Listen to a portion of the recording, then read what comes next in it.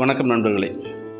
ஜப்பானில் வசித்து வந்த பிரபல ஜென்குரு ஒருவர் எங்கு சென்றாலும் தன்னுடன் ஒரு சிறிய கண்ணாடி எடுத்து செல்வது வழக்கம். அதை பார்க்கும் சீடர்கள் அவர்களுக்குள் கிசுகிசுத்துக் கொள்வார்கள். எப்போ பார்த்தாலும் கண்ணாடியை கையில் வைத்துக்கொண்டே இருக்கிறாரே, தான் ரொம்ப அழகு என்று நினைக்கிறாரோ என்று. சீடர்கள் பேசுவது அவருக்கு தெரிந்த போதும் அவர் ஒன்றும் சொல்ல மாட்டார். சரியான நேரத்தில் அவர்களுக்கு விஷயத்தை புரிய வைக்கலாம் என்று நினைத்துக் கொள்வார். ஒரு முறை ஆசிரமத்திற்கு வந்த பெரியவர் ஒருவர் உள்ளே நுழையும் பொழுது குரு வழக்கம் போல் கண்ணாடியை பார்த்து கொண்டிருந்தார். அதை பார்த்த பெரியவருக்கு ஆச்சரியம். குருவே, முற்றும் துறந்த நிலையில் உள்ள நீங்கள் எதற்காக இப்பொழுது கண்ணாடியை பார்த்து கொண்டிருக்கிறீர்கள்? இந்த ஆசையை மட்டும் தங்களால் விட முடியவில்லையா என்று கேட்டார்.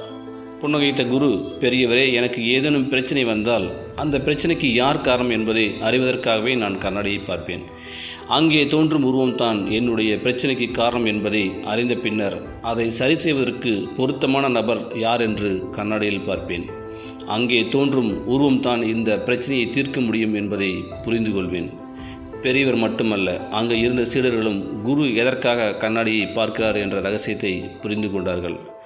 ஆம் நண்பர்களே, நாமும் அந்த ரகசியத்தை புரிந்து கொண்டால் இந்த நாளும் இனிய நாளே. நன்றி, வணக்கம்.